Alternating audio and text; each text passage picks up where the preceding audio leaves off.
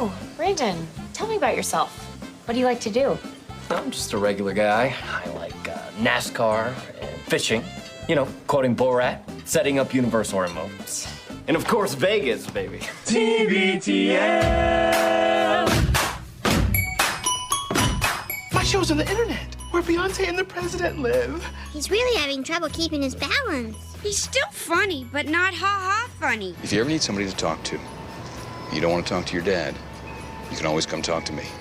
Think of me as your secret dad. You keep hiding from in the world, and eventually the world comes to your front door. Nice. That's very nice. I heard an episode of Touched by an Angel. That's the voice of the youth of America. Just keep your head up and don't let anybody tell you they're better than you. Because they're not. All right. Hello, good morning, and welcome everyone to a Tuesday edition of TBTL, the show that just might be too beautiful to live. It is political correctness run amok. My name's Luke Burbank. I'm your host. What's the potty? What's your body? Coming to you from the Madrona Hill studio, perched high above the mighty Columbia. Just another absolutely gorgeous day. Oh, Ma, Pa, it's just beautiful. Just looking out on all of the things that are blooming right now. It's just phenomenal. We've got like beautiful purple balls. All of the different trees. The cherry trees are kind of down now, but there's a bunch of other stuff that's just in full bloom. My star jasmine is starting to, I don't know if it's quite in leap mode, sleep, creep, and then leap. I think this is the year that it leaps, maybe. Anyway, an awesome Tuesday. Glad to have you here for episode 4720 in a collector series. Let the fun begin. We didn't get to this yesterday, but hopefully today we'll have time to talk about the Red Lobster. Welcome to Food News Today. Bringing back the endless shrimp, which seemed like kind of a bad business decision for them back in the day, but they're bringing it back, but they're also not promoting it, which is a very strange approach to this. But I do live, by the way, near one of what I think of as the last surviving Red Lobsters. It, by the way, seems pretty busy, which maybe it's because the endless shrimp are back, but we'll talk about that. And we'll say hello to this guy, the longest-running Cobra of the show, maybe best known for his depictions of the tall ships. He's got Riz, like he just does. He's Andrew Walsh, and he's joining me right now. Good morning, my friend. Good morning, Luke. This is not getting into the Red Lobster topic, but when you mentioned that we'll be talking about that later on in the show, it occurred to me that, like, I think I've been to a Red Lobster maybe once in my life. I think it was with my friend Tony and his dad.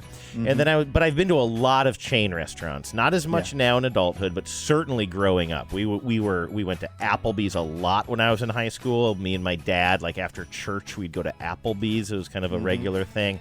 TGI Fridays I was very familiar with. Yes, that's right. Grillin' Bar, they did a twist there. And I was going to ask you, I don't know if this is a good place to start or not, but I was going to ask you, what is of restaurants of that caliber, like basically chain restaurants, right? Just like straight down the middle chain restaurants, not fast food, not fast casual. Your Chili's would be in this. What would be your favorite? Now, is this a stupid question? Because you don't really darken the doors of these kinds of places at all, right? Well, sometimes you and I have been to them, and I've quite enjoyed them. Applebee's. Red Robin must be high on your list. Would Red Robin be the top of the list if you count that? But the thing about that is I still think of it as sort of regional. Now, I know it's a pretty big region, but like I think of Applebee's and TGI Fridays and those as having many more locations than, say, a Red Robin. I think of Red Robin as being kind of somehow boutique in my mind. So I wouldn't count that, but I would say... Again, I really did not mind when we got, what is that, appetizer sampler at the Applebee's, was it? Is that what we do? The Applebee's in Eureka or something? Yeah. I remember liking that. Now, I know that I've told this story on the show many, many times, so I'll try to keep it brief, but I don't know if I don't remember going to a Red Lobster. And I may have forgotten. I may have been there. I may have talked about it on the show. The last time that I can remember going to a Red Lobster was with my dad. It was with Walt Burbank. And it was when I was in high school. And he took me to Red Lobster, which was a very fancy meal for us at the time, because it was a very serious conversation where he presented me with a watch.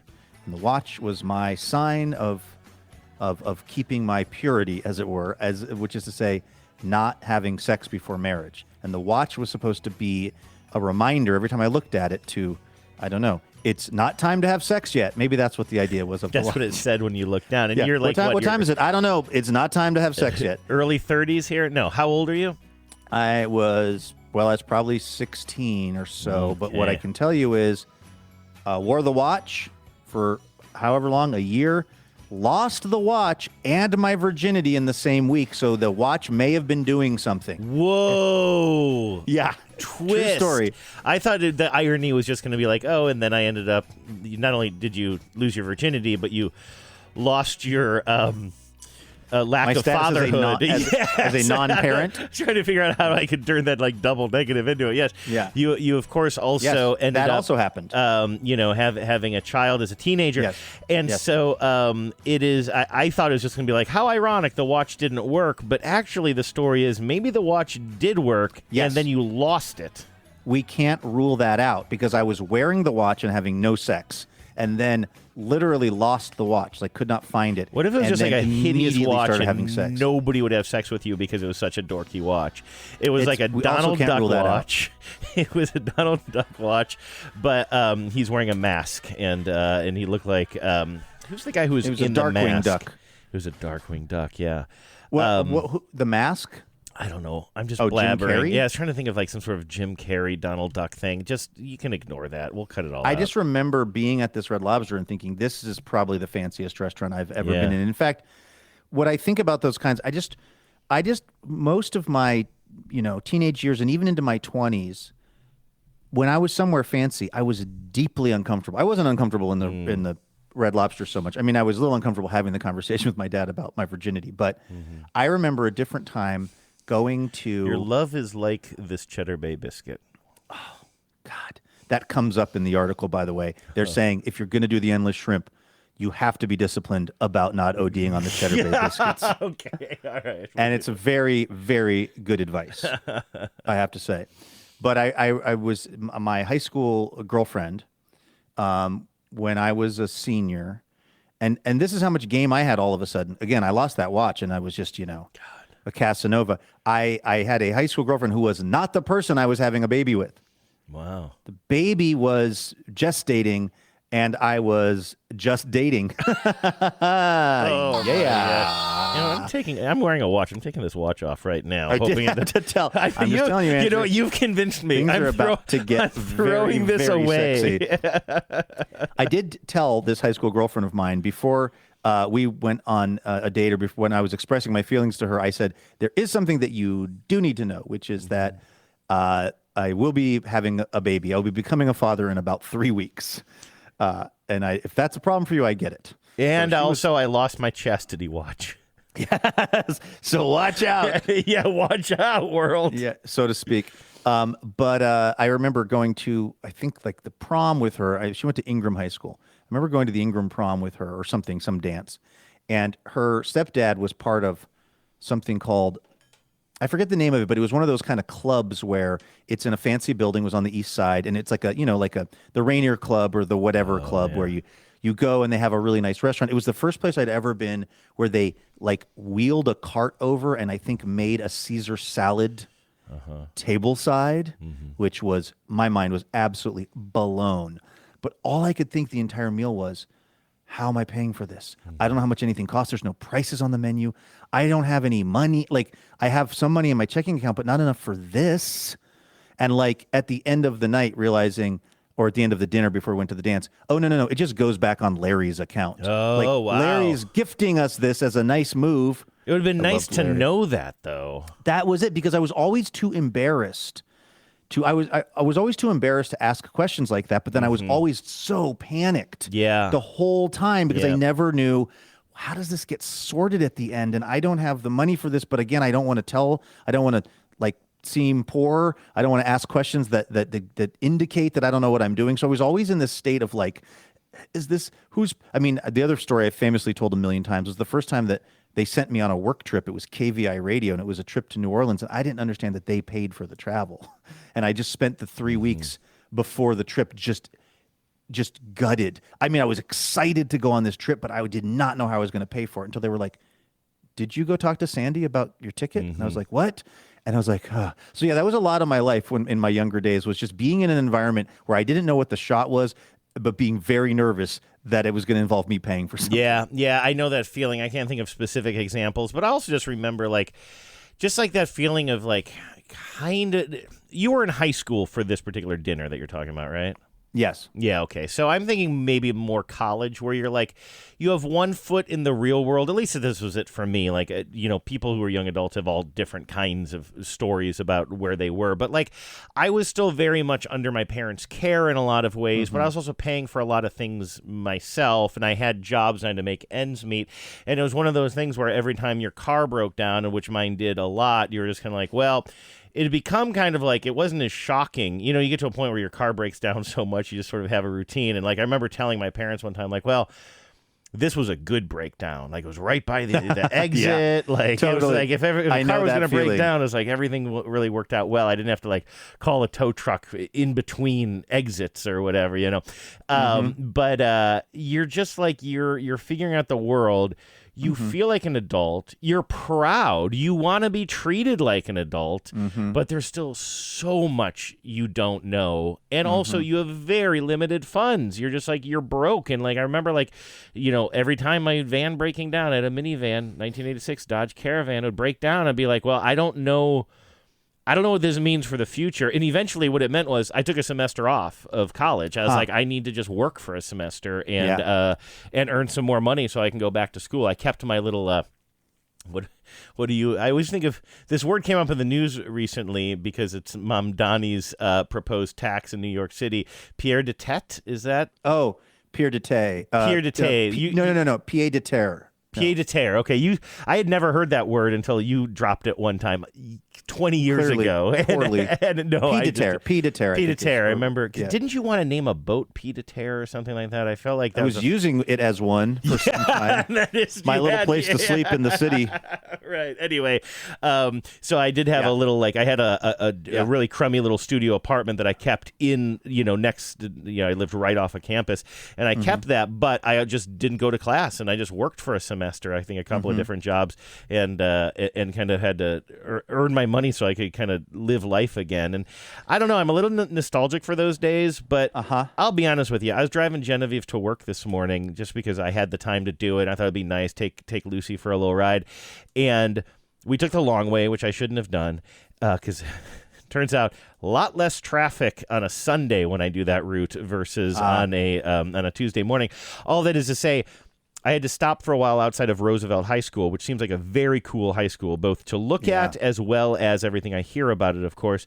And I'm at the crosswalk, and all these students are walking into class, and I'm impressed with sort of how kind of poised and young adulty they are. You know what I mean? I felt like I was just a bag of nerves, or I also just look like a hippie. You know what I mean? These just I was watching these kids talk and gesticulate like adults, and I was just kind of they look like they're having more adult conversations or just mature conversations than I was at their age. I was like, that's pretty cool. But I also had this really strong feeling of I'm so glad I'm not wearing that backpack right now. I'm just so glad. I'm if that were me walking into class, I know the feeling in my stomach. It would be a complete knot because I wouldn't have done some kind of homework assignment, or I had a test that I don't feel prepared for, or I just know that this is Tuesday and I've got a report due on Friday that I'm behind.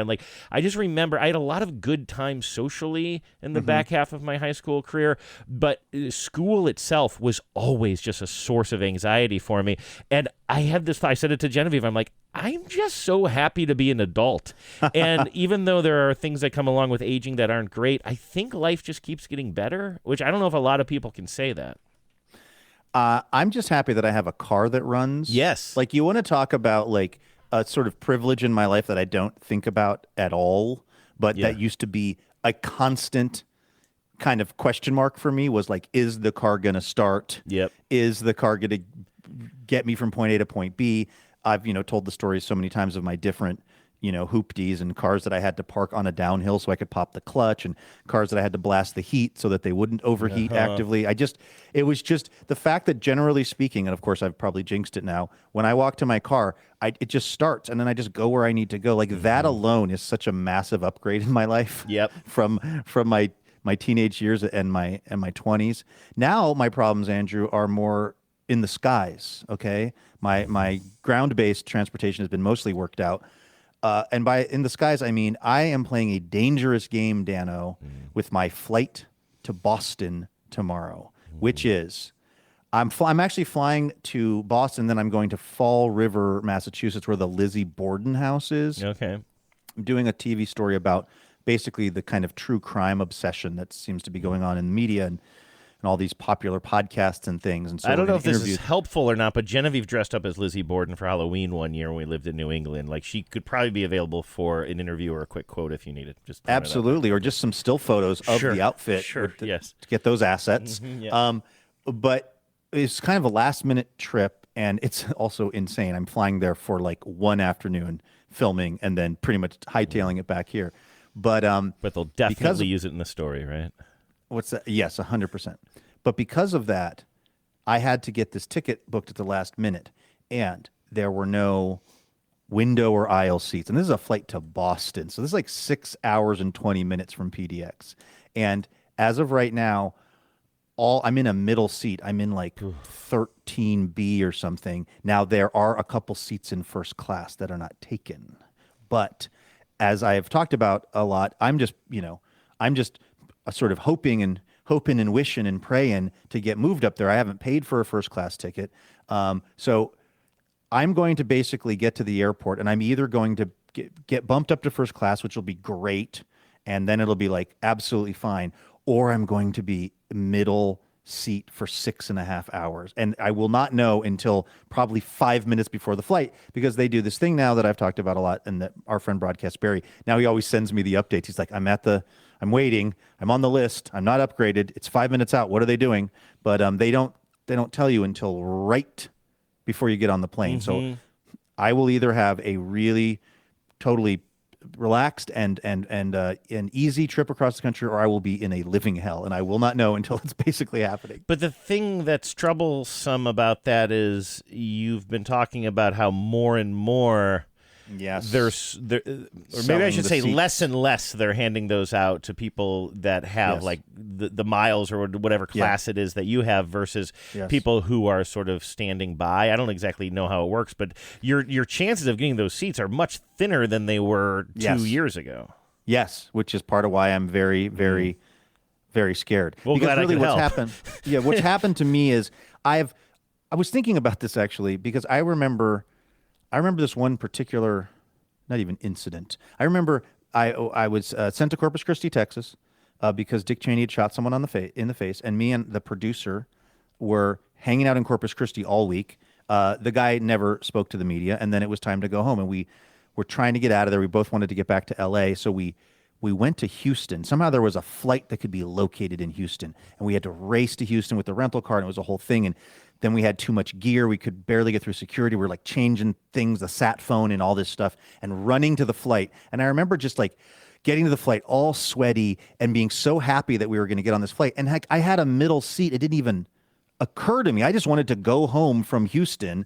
I didn't care what my seat was at all. I just wanted to be on the airplane so I could go to the place I wanted to go. And that used to be my mentality. And then somehow in all of this work travel that I've done in the intervening years and all of these, statuses that I've tried to achieve with the airline and such, I've basically I've turned myself into some sort of Fabergé egg of accommodation that I can't just fly in a middle seat across the country like people do all the time and are fine. Well, let me say this, though. I am not a Fabergé egg. I do not have the experience of first class that you do or have, but middle seat is rough, man. Yeah, that's rough on anybody, and that's why when I see anybody involved, whenever I see somebody who has like legs that are even longer than mine, or like we always specify like femurs that are longer than mine, and they're just like, yes, like I've sat next to fellas who are in the middle seat between me and Genevieve, because when Genevieve and I fly together, we book window and aisle and then hope nobody takes the inside seat. But if they do, so be it. We spend a lot of time together. We can be on one flight, not shoulder to shoulder. But sometimes that person will be like a very tall, athletic man, like very tall, taller than me. And if they are experiencing any of the discomfort that I usually am in that situation, and just general just general irritation and everything, they don't show it as much as I feel like I wear mine on my coat sleeve. And so I always try to think of those folks who are just like basically cooler than me and can just suck it up, because I will tell you, like, the idea of being on a 5-hour flight, and again, I'm not trying to add to your anxiety about this, but like, I think that's worth complaining about. Like, the way they treat us in steerage is pretty rough these days, the way they just jam those seats closer and closer together.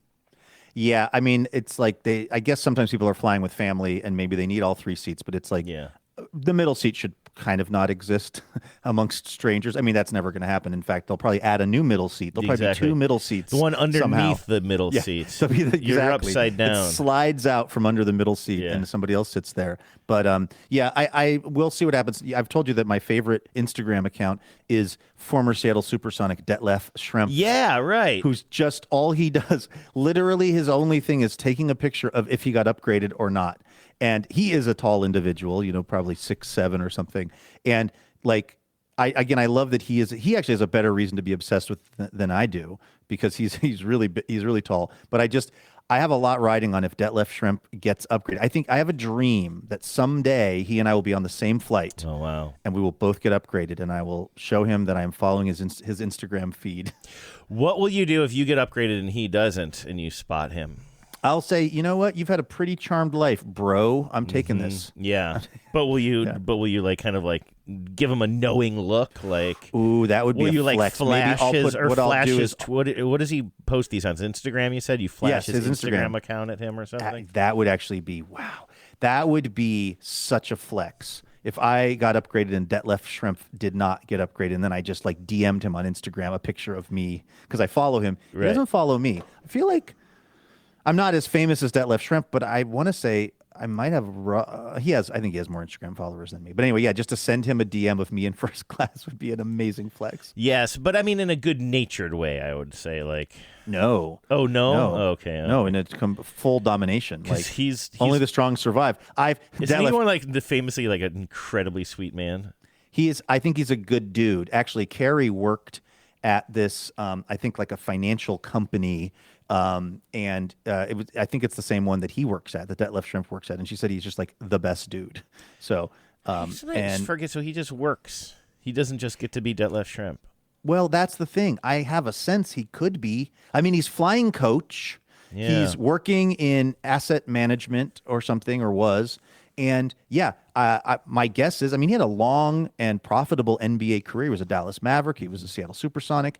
My assumption is that he was pretty smart with his money. He had endorsement deals. Parks and Rec, wasn't he? He makes appearances on TV shows every now and then. Was he on Parks and Rec? An episode or something. I think he was like supposed to be the special guest at something, and I think he's late or something. So my sense of it is that he probably, again, I don't know his finances, but come to think of it, he's probably working because he finds it interesting to work, and because he's, again, who couldn't use some more income, I guess. But my guess is that he was probably pretty set up from his NBA career, and there he is in coach, hoping for an upgrade like the rest of us. Just a dreamer. He's been in 3 episodes of Park and Rec. That's got to be an obsession 4. Of Ken Tremendous's, right? Oh, Mike yeah. Schur's? That must be a Mike Schur thing. Yeah, because he loves. And did Schrempf play for?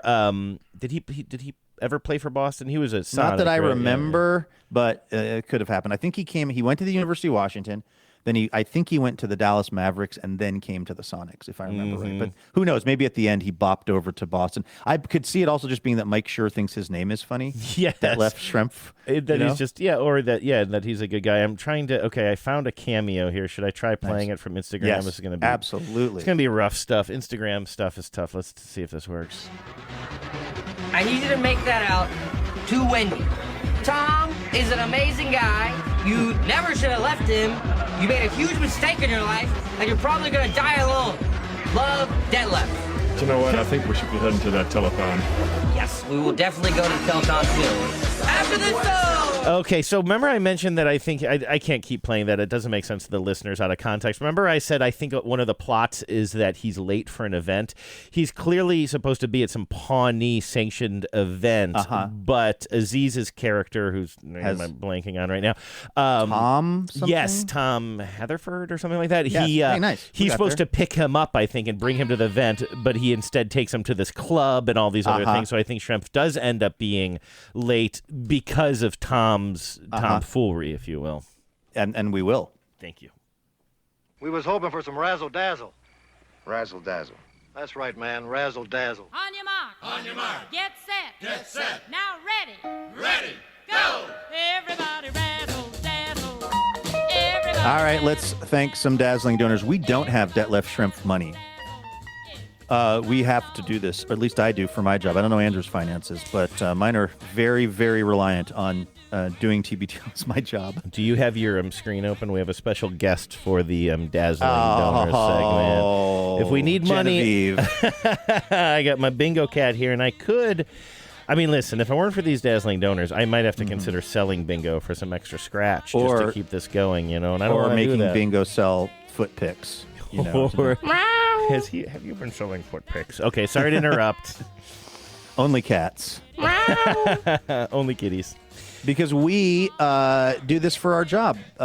Because of we're able to do that because of donations from our donors and our dazzling donors like Brian Smolensky out there in Squim, Washington. Hey, Brian. Thank you as always. Loving the banana belt.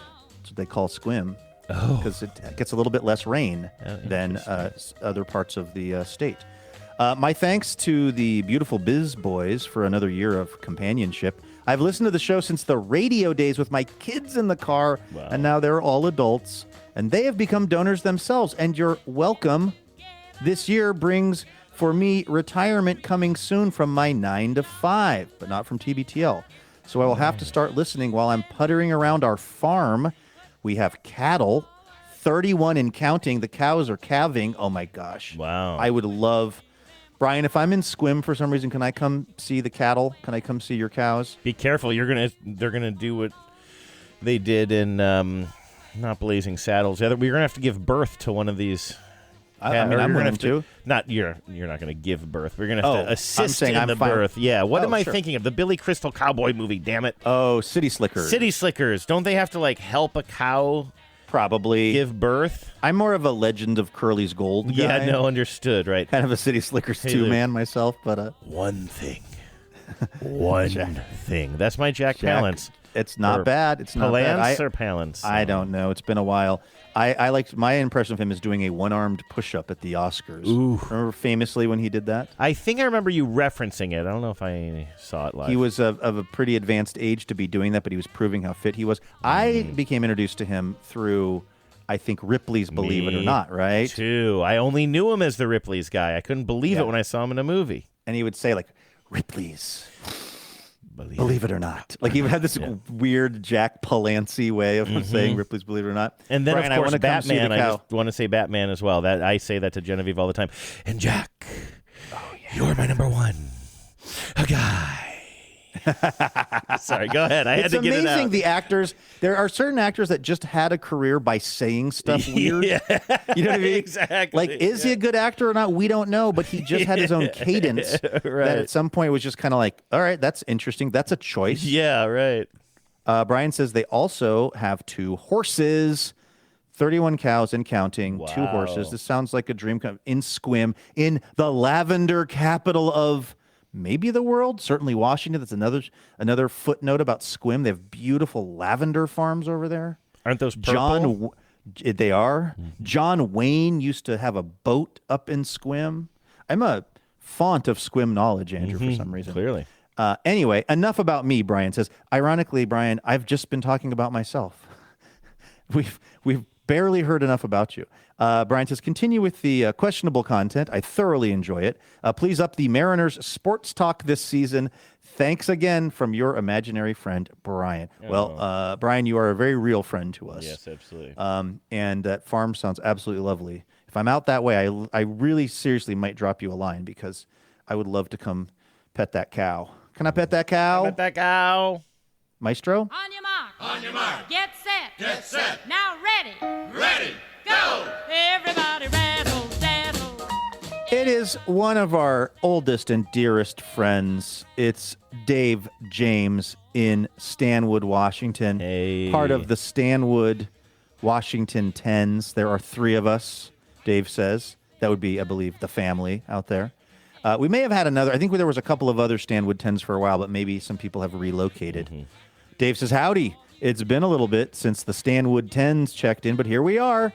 Life updates. Way back when we found out we were going to have Gwenny about 2 weeks before TBTL went on the air.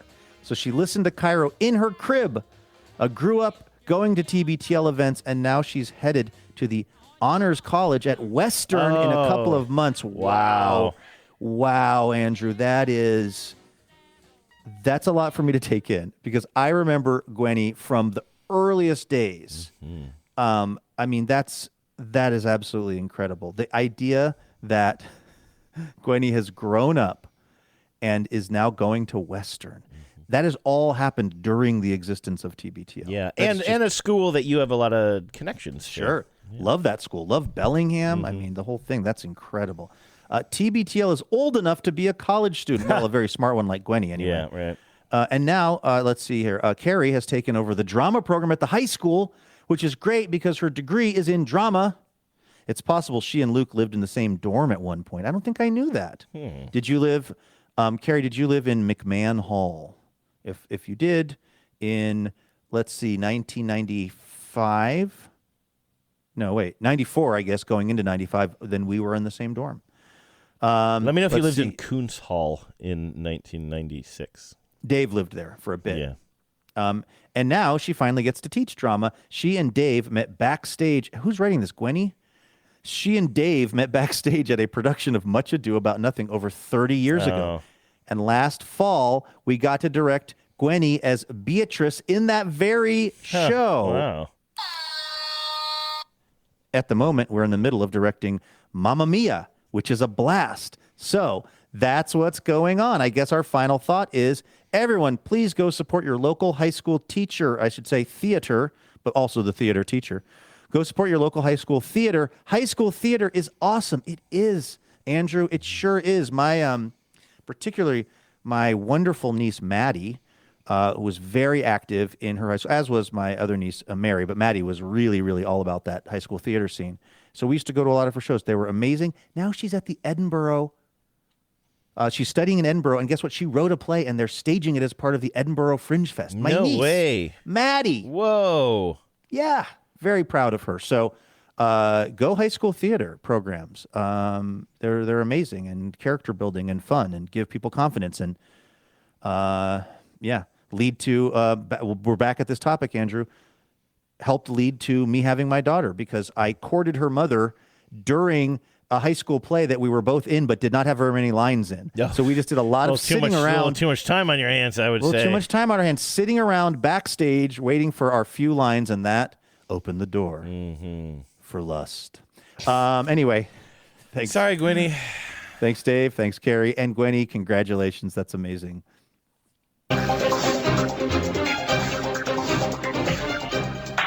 Hello and welcome to Top Story.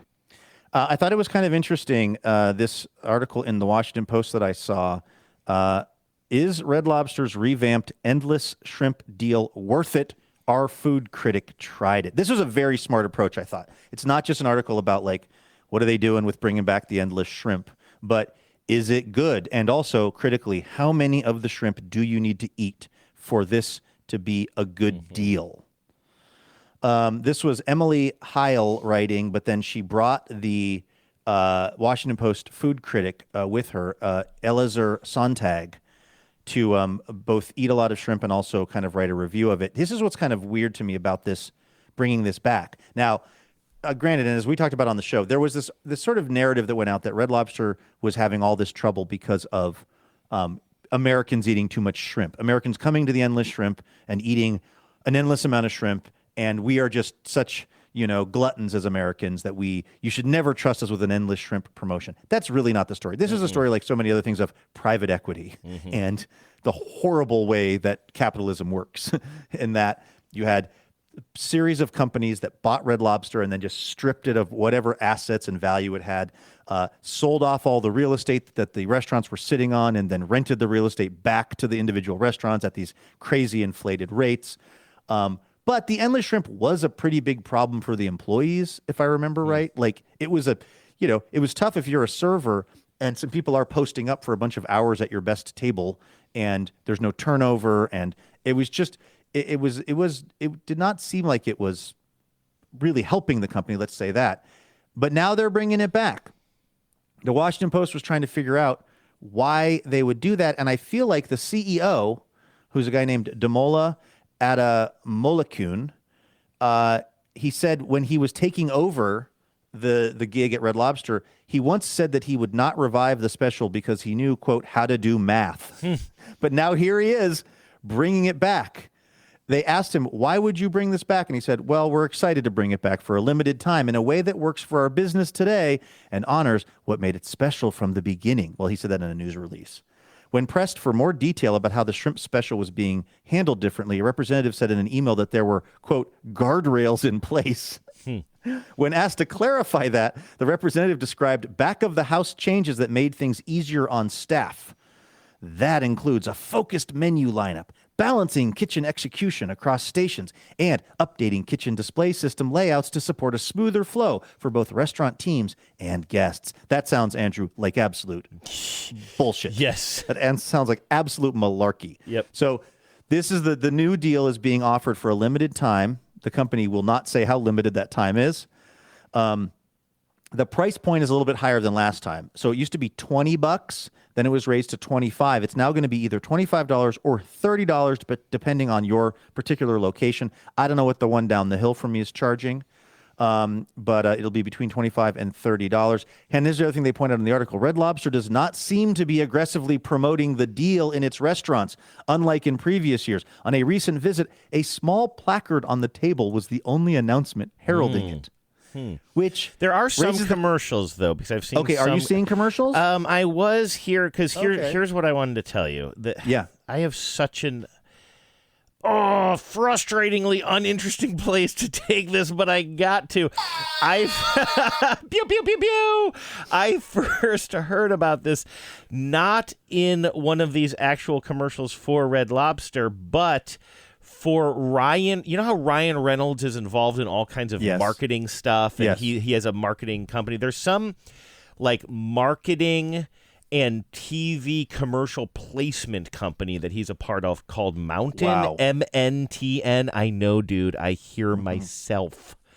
And there is a commercial that is some sort of a tie-in. You don't realize how much time you'll save over a lifetime not getting bogged down with the O and the U in Mountain. Oh, that's why you said wow. I thought you were saying wow just about how boring my story was, which I totally accept. I'm wowing at taking those letters out of Mountain. I'm sorry. It's a company called I'm assuming. I don't know. I assume it's pronounced Mountain. But anyway, I saw a commercial, and I'm going to play it for you, that wasn't specifically for Red Lobster, but it's for Mountain or whatever this firm is. And, of course, Ryan Reynolds is in it because that's... I got to say, it's smart. He realizes I'm the best tool to use in my own marketing. I'm the ad for the product. I believe in this, and I only saw this once, and it was in passing. I've been meaning to look it up, and I think I found it here. It's Ryan Reynolds, and I believe this fella who is either the CEO or whoever he is with Red Lobster, who you just mentioned, and they're sitting down, and they're talking about how if you have a special, I'm going off of memory, we'll find out if I'm right here, if you have some sort of a special like this endless shrimp thing again, a platform like Mountain would be the proper platform to advertise it with or on or whatever you want to say. And the thing is, I thought that there was a joke that it was somewhat limited. I thought the joke in this is the guy from Red Lobster's like, well, we don't want to go too far with this. Let's take a listen. Marketing can feel endless. Endless data, endless platform, endless decisions. But with Mountain Performance TV, any brand of any size can easily get their ad on TV. Isn't that right? CEO of Red Lobster, Damola Adamolekun. That's right, Ryan. At Red Lobster, we need TV advertising that can scale. From local promotions to national campaigns like our Ultimate Spend Less Shrimp. With Mountain, we can do both. Mountain lets you get your ad on That's not streaming television endless. quicker No. than it takes to get your cheesy Cheddar Bay biscuits. That's enough shrimp, though. Okay. All you do. People keep bringing out plates your of shrimp audience, to your gold, these two and as they're upload doing your this, but they're getting nervous It's about the amount of scalable, shrimp. It's transparent, and we get it. Endless shrimp. Thank you. It's not endless, but you will spend less. Correct, but that is enough shrimp. More shrimp, please. See, that's interesting. I saw this on Yeah. TV somewhat recently, but it must have been before they actually did bite off more down. endless, because they were calling it spend less Yes. shrimp for a while there. This was written up in March of 2026, so just a couple of months ago. Yeah, they must have caved. I mean, basically, the CEO said somewhere in this article, I don't have right in front of me. Oh, here's what he said. He said, "This is about putting our guests first and bringing back something they truly love. Endless shrimp has been a part of Red Lobster's legacy for 20 years, and our guests have never stopped asking for it." But the funny part is, again, they're not promoting it very widely. So it's like they're putting it back. They're reinstituting it for some amount of time, but they're also trying to low key. It's like it seems like they're kind of hoping no one takes them up on it. Yeah, because Or it's a few weird. people. So in April 20th, they posted this commercial. So that was just 2 weeks ago. That says "Endless Shrimp, Run It Back," and it is an actual Okay. TV commercial. Okay, I don't so think I they're have to play it advertising for it. you. It's just a thing. So they've started advertising it now. But I honestly think this article you're reading might even precede the 20th of April. To be honest with you, so I wonder if they're sort of just going slowly and adjusting their marketing process as they're going forward. Yeah, I feel like what they want, I mean, for them, the perfect world would be that everybody knows that Endless Shrimp is happening again, but they don't order it. Take advantage of it. They don't right. take advantage of it. Like, it gets them some attention. It gets some people thinking about Red Lobster. It gets some people into the restaurant, but those people then don't actually buy this because this was again, the writer for the Washington Post, let's see, Emily Heil was writing about the kind of math of it, the deal of it, and she said, let's see here, some pre-meal math told us how many shrimp we would have to eat to make this a bargain, and that is 23 shrimp. A regular scampi entree was $19, and that contained 14 shrimp, giving each crustacean a price tag of about $1.36. The Endless Special was $30, so 22 shrimp would be our break-even number. Resisting filling up on the famous Cheddar Bay biscuits that start every meal was our first test, and we similarly paid little mind to our sides. Now we had one goal. She said we were there with a single goal, shrimp maxing, which I'll accept it. I have to say that, like, man, I guess it's more of an Olive Garden thing, but those, like, the endless breadsticks and soup and salad, I think, pretty smart promotion. And the Cheddar Bay biscuits too. Oh my gosh. I was saying earlier, I don't know when I've last been to a Red Lobster, but I have made Cheddar Bay biscuits at my house out of the box, like just, pre-made, the powder or whatever, and they're very, very delicious. There are 5 styles of shrimp available under the deal. A classic breaded version called Walt's Favorite. No, okay. Who's Walt? We don't know. This is making me Served hungry with for cocktail shrimp. And I'm not a huge shrimp person, but man, this is making me hungry. Parrot Isle jumbo shrimp rolled in coconut, fried, and accompanied by a sweet pina colada sauce. Classic scampi in herb and garlic butter, a shrimp-topped fettuccine Alfredo, and a new preparation called Marry Me Shrimp. What's going on that with comes Marry Me? bathed in a creamy tomato sauce. We determined that the scampi and the coconut styles were our favorite of the bunch. The Marry Me preparation, which is based on a viral recipe for chicken, was particularly unappealing with a lumpy, flavorless sauce. So do you have to choose one of these, or if it's endless, can you just kind of try a whole bunch of different kinds? I'll tell you exactly how, because she gets to that next. Here's how the deal works. Each diner starts with a selection of any 3 styles. Okay. After that, they can order an additional 2 styles at once for as long as they like. I tapped out after 2 rounds, while Elazar went for a third and finished some of mine to boot. In the end, I managed to eat only 19 shrimp. I could have pushed through and had some more, but I wanted to enjoy my meal and not feel like I was a contestant at the Coney Island hot dog eating contest. Elazar downed an impressive 43 shrimp. Wow. Yeah. So I guess the takeaway from that is you've got to eat, more than 20 shrimp, 22 shrimp. If you eat 22 shrimp, you're breaking even. If you eat every shrimp after that is free. So you can't afford not to. And Endless Shrimp is back at Red Lobster, but they have mixed feelings about if you know about them or not. Yeah, It is, exactly. to be honest with you, after I read this whole article, it did not sound like the worst idea to me to go down the hill to the Red Lobster, the Endless Shrimp. Because, A, shrimp is a thing I eat. without too much reservation. Somebody's going to email me. Wes is going to get at me with something about shrimp. But I eat shrimp, I guess, on the occasion. And I don't know. It sounds as I was reading the article. It also helps that I'm always reading this at about 11 in the morning, or at some point at which I haven't eaten recently. Yes. But and again, this is not a claim to fame. We have no Michelin starred restaurants where I live. We have nothing. But that's not true. There's not nothing good. But it's we're not. It ain't Portland, and we don't have lots and lots of amazing artisanal kind of farm to table options.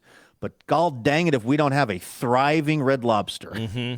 You know what I'm thinking about right now, and this is I'm just hungry. Yeah. But I think I told you off air, I've been availing myself a bit of the Sprouts, the grocery store, kind of their pre-made, in near the deli, they have pre-made foods, and they have, and again, I told you I'm not a huge kind of fish eating person, but I like shrimp. You talk about even that coconut battered shrimp sounds really good to me, or if I was in New England and you'd go someplace and you get a basket of fried various fish-like things and shrimp in a little plastic red basket or whatever. I definitely can get down with that. Yeah. Oh, you should. But Sprouts has this herb shrimp that is really good, and you get a little thing of it. It's not too much. I think that's the thing about any kind of fish or kind of seafood for me is it's got the good thing about it is it's got a real built-in governor on it for me. Yes. I can't overeat sushi. I can sit down super, super hungry and just love sushi, but the second I'm a little bit full, I'm not going to keep eating. The way if you have a basket of tots in front of you, you might eat 5 more tots than you wanted to, Yes. But And with sushi, I'm kind of nope, I'm done eating raw fish now. My body just says, you had a really good meal, but don't overdo it on the raw fish. See, that's funny because I have the opposite. I can always pop one more little, smoked eel roll into my mouth because they seem like there's a little medallion of. Yeah. And honestly, here's the thing about me and sushi. The other restaurant, by the way, that seems to be thriving down in town is a all-you-can-eat sushi place, and they put it in what used to be a Perkins, or Sherry's, or one of those places that went out of business, and now they hermit crabbed in there, and it's all you can. And I kept seeing it, and it was sushi, and then it was AYCE, and I was like, why do I keep seeing these Ace sushi places? What is Ace? Why? What a weird name! It's all you can eat, AYCE, but they just write Boguff. Ace is the place. They and so I went there once, just I'm gonna get some sushi, and then when I went in, I realized it was all you can eat. I was like, yeah, no. First of all, thank you for saying that. It's not something I want to eat in mass quantity. As I like to say, you don't want to overpay for sushi, right? There's a place in the U District that says always 50% off, which first of all, I don't know what that means. I don't know how fish can always be 50% off, and it's been there for years. But also, nothing makes me want to eat there less than seeing that sign. No, you don't want bargain, but you don't want to be Homer Simpson in that episode where he gets the not so frozen shrimp at the Quickie Mart, and he eats it, and he goes to the hospital, and then he goes back to. Oh no, sorry, he was eating some lunch meat. Are you talking about the long sandwich that he ends up sleeping with? That he can't be mad at. That's a different episode. All right. This is where he buys some marked down lunch meat at the Quickie Mart, and it gives him food poisoning. And cut to he's in the ambulance going to the hospital. So he comes back to the Quickie Mart, and he says to Apu, hey, you sold me this expired meat, and it made me sick. And Apu says, please accept our apologies, and also 5 pounds of frozen shrimp. And Homer goes, hey, that it's flies are buzzing around. He goes, that shrimp isn't even frozen anymore. And Apu goes, how about 10 pounds? And he goes, woohoo! And then it just cuts to the ambulance going back to the. But anyway, you don't want that. That's what I'm saying. No, could you just tell me more about the mummy's bathroom sink? Because I'm trying to figure out what is worse. Thinking about the. Well, that'll stave off the hunger for a while. It certainly will. You can think about that in all kinds of scenarios where you need to either not be hungry or maybe perform in certain departments. It's a real showstopper, Andrew. Here I go once again with the email. Every week I hope that it's from a female. Oh man, it's not from a female. All right. Any emails or VMails that are of interest today? Yeah, I have a voicemail that I'm going to play for you here, and I want to say I don't usually. First of all, we don't usually get voicemails that are just like full-on rants, and I'm a little hesitant to hit play on this. I listened to this a couple of weeks ago when I grabbed it off the voicemail line, and I think this listener, who did not leave their name, gets pretty hot and bothered in this rant, but it has to do with we're talking about like school fundraisers, and you've talked about this for years, feeling like as a kid, like you had to go out and knock on doors or whatever to sell. Was it what were you selling as a kid as a fundraiser? And you were jealous Pepperoni sticks. Okay, yeah, and other kids and would I was like have eating the pepperoni sticks for nourishment. So I was like eating into the profits. Yeah, right. But also, like, you kind of had a bit of a chip on your shoulder for the people whose like parents would go into like big office places or places where there's a lot of other colleagues who would just like buy up all their kids' candy or pepperoni sticks or whatever it is. Screw that. Yeah, and that is exactly where this person is coming from. Hey, Luke and Andrew. Luke, your take on the Girl Scout cookies could not be more right. As someone who tried to sell Boy Scout popcorn, which, first of all, you're at such a disadvantage. Now, by the way, I'm playing this voicemail. But I would like to tell listeners this is not the kind of voicemail to leave. I don't think I realized how bad of a Bluetooth audio situation this is. People, when they're driving, and I understand you're leaving a voicemail, you don't know how bad it sounds. Yeah, of course. But this is rough stuff. I usually wouldn't play this quality. So, and I don't want anybody to drive dangerously, but just make sure you're in a safe space. As I've often said, I will never have the confidence to talk into the built-in speaker on my car. Yes, yeah, because you know what it sounds like. So, and again, I feel comfortable saying that because this person didn't leave their name. So it's just gentle shame on an anonymous caller. Selling popcorn when the Girl Scouts are selling cookies. That's disadvantage number one. And then the unfairness. When I was selling popcorn for the Boy Scouts, that's when I realized the world was not fair, and that vertical integration was going to crush out the middle class. Because every year my dad would say, "Oh, are you going to sell the most?" And I'd say, "No, I'm not going to sell the most because friggin' Zach's father is friggin' the CEO of the biggest corporation in town, and what he did is he had his dad put his order sheet on his door. That's all he did. He just put the order sheet on the door." And then all of his lackeys just lined up, and they said, "Well, obviously we're going to order as much popcorn as we freaking can because reviews are coming up, and we need a raise." It was ridiculous. And every single time, Zach waked in all of the prizes, and I got nothing. And my dad refused to use his title, even though he was an executive. He refused to use his title. My brother and I had to go around our neighborhood, and we got doors slammed in our face. Anyway, could not agree more. I'm on the road. I'm just venting. Love the show. Power out. I like that the more worked up he got, the better the cell phone That's connection why got. I think that's the because I think so I reviewed if you are going to call us on that, Bluetooth, you have to really bring the energy. It obviously responds to that frequency.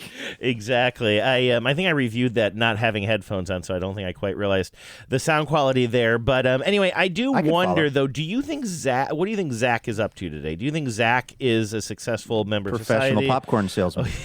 That would be something. That's his origin story. By the way, that's you want to talk about unfair on multiple levels. Obviously, like little Boy Scouts are cute and lovable, and we're happy for them to be in the world. But a Girl Scout selling a cookie versus a Boy Scout selling popcorn. Popcorn is yummy. Some people that I know really, really love popcorn. It's a big part of their weekly experience. They look forward to it. It's not as good as a cookie for most people. If you're trying to, you know what I mean? Like the fact that you're sending the boys out with the popcorn and they're supposed to be competing in a way with the Girl Scouts who have the cookies. Unfair. Well, that is interesting. If you were to tell me, and I don't know why you would, it's pretty effed up if you did, but if you were to tell me that I had to live the rest of my life without cookies or without popcorn, I would get rid of cookies and continue to eat popcorn throughout my life. I'm shocked by that. Having said that, I mean, I just eat more. I eat more popcorn than I eat cookies, and it's such. I just can't imagine going to the movie theater and eating Thin Mints. If I'm in the movie theater, I don't even eat candy in the movie theater. I only eat popcorn, and so that I love that. I like making the occasional bag of microwave popcorn or what. I really do like popcorn a great deal. And I don't have as much of a sweet tooth. I'm not saying I want to give up cookies. I'm just saying that I really, really don't want to give up popcorn. Point is, I'm still not buying popcorn. Like the experience of buying Girl Scout cookies is just like that. That's a special thing you do. I love popcorn, but I don't need to buy. In fact, I'm almost leery of buying some sort of fundraiser popcorn because I don't think fundraiser popcorn is going to be where it's at. To be honest with you, no offense to the Boy Scouts. Yeah, no, that was a bum deal for them. I'll tell you, I would say I have to be maybe the top cookie consumer from the McDonald's that is between where I do Livewire in Portland and my house. It is my Thursday night ritual now. It starts with I get in the car as Philosophy Talk is just starting. That's perfect. What is it? What do they say? What's their catchphrase? The show that... It's like something like the show that questions everything except your intelligence. Oh, I love that. Philosophy Talk. God, I love that show. It's so bad, and I love it so much. But I listen to Philosophy Talk, and I stop at the McDonald's in Woodland, and every single time I order cookies, they make me go wait in the parking lot because I have to bake the cookies. Just to make the damn thing. No one is buying these cookies except me because every time I get them, they're like, can you just pull around to the to-go thing and we'll bring you your cookies because we're making them fresh for you. And they're so good, Andrew. And there is Are you not getting anything else, though? Are you going through that? I get French fries. Okay, I was going to say, you must get something to eat before the cookies. Like, Well, I would I've get a usually nugget or something. I've eaten at the show or something. I'll get a thing of fries. Maybe I'll do occasionally I'll do a fish sandwich. It's not too early to get a fish sandwich at 10 o'clock at night. But mostly I'm on a mission to get those cookies. And there is some kind of God knows what preservative in these cookies because they never go bad. I'll have them for like a week. They'll just be sitting. I'll put them in a Ziploc bag. I'll put them on the counter and I'll treat myself. Sometimes I'll have a cookie in the morning with my coffee. When David and Alicia were over, Alicia made some really delicious cookies, even better than McDonald's, if you can believe that. And I was eating them with coffee in the morning. I think cookies we don't talk about cookies as a breakfast food enough. You can tell this is a whole thing with me. Like a chocolate chip cookie and a perfectly made cup of coffee, that's nirvana in my mind. Like we eat a lot of other baked goods and sweet treats in the morning. There's all kinds of approved sweet treats. What I think is funny is that cookies never made it on the list. Again, I mean, I'm not trying to erase your personal experience, but my taste, I'm just like, even the more societally approved sweet treats for breakfast, I don't go in for them. In fact, I'd mentioned that I was driving Genevieve to work, and usually if I find myself out and about in the morning before the show, I do sort of think like, ooh, I'm in the car. I could get some sort of breakfast food. The first thing that I always turn to, and I hate to say that there's just not a good convenient place in Seattle for this, but like if I were in like New England or the East Coast or something, it would be a bagel sandwich. I would love a bagel sandwich. And I know that there are special places in Seattle, but it's like a whole thing. You know what I mean? Like it's kind of like, oh, some Beard Award-winning chef has set up their bagel place that you can, wait in line for or something. I just mean like your casual, decent East Coast style bagel sandwich with maybe egg and I would probably get some sausage on it if possible if they were slinging it, something like that. Like I crave that, something maybe a little bit greasy, or just a bowl of Cheerios or something that's just sort of absorbs the night, the sleepy times. But like never do I want something sweet in the morning. I think I worry about the sugar rush or something. It just doesn't appeal to me. I don't eat a lot of sweet stuff in the morning either, generally. But here's the thing. My consumption of cookies is just an entry point to my consumption of milk. What I actually like about eating a cookie, a chocolate chip cookie or an Oreo or whatever, is eating the cookie and then taking a big slug of cold milk. There's something about that contrast. It's like the cookie makes me thirsty. The sip of milk tastes so good, but it's like, so if I don't have milk, I have no interest in the cookies. That's it. They're a tandem deal, except a cup of coffee. I love chewing eating a cookie and then chasing it with a cup of coffee. I also, I put half and half in my coffee. It's almost milk. It's half and half. It's got some Splenda. It's a whole thing. But that combination is really good for I really enjoy that in the morning on special mornings. It's not how I start every day.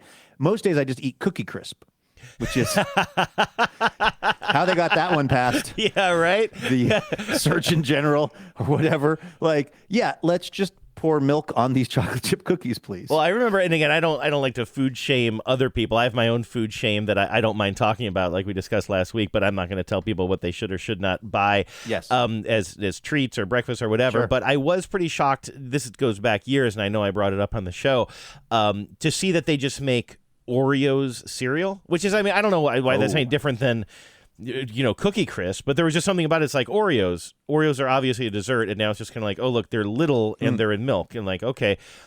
But the thing that is offensive about Oreo cereal is, I believe. Now I want Oreos, by the way. I believe they're called Oreo O's.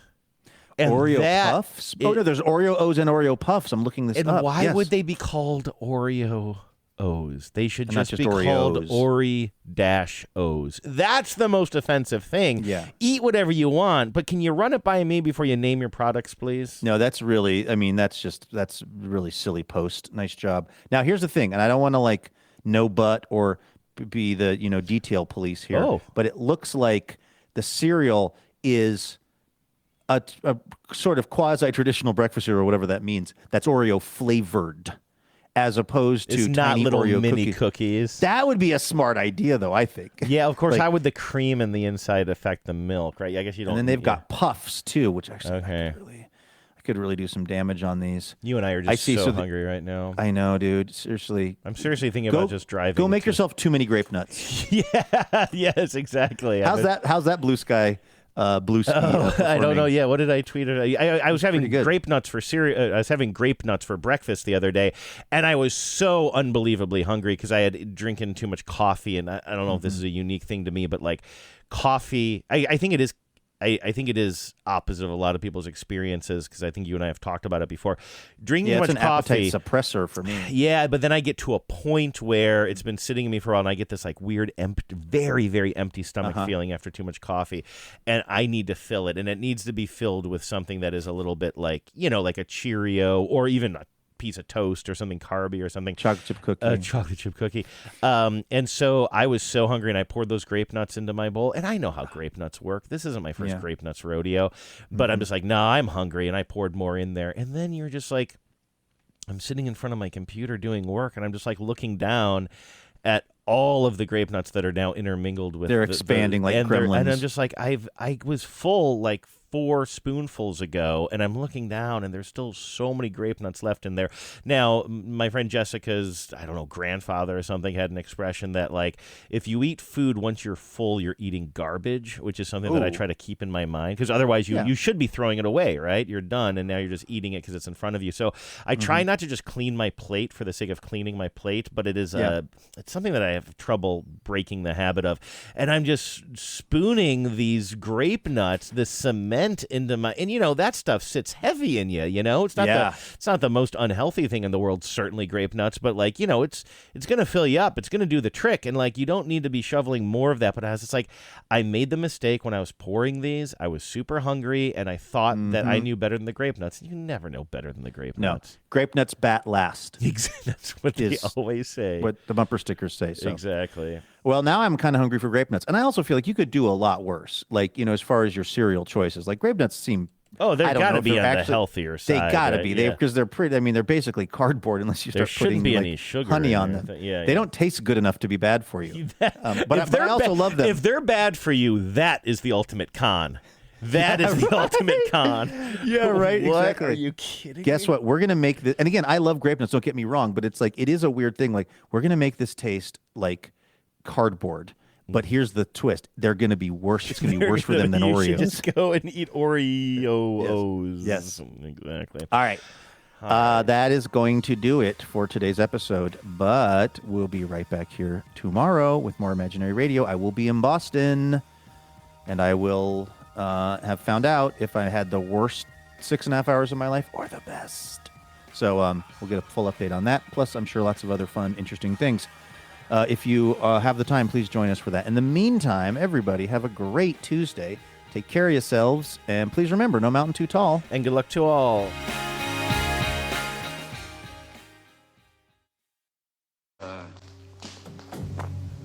We get somebody else to do this. And the fumes in that place. Jack. It's an important job. I need someone I can trust. You are my #1 guy. Now, don't forget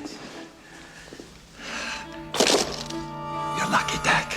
Power out.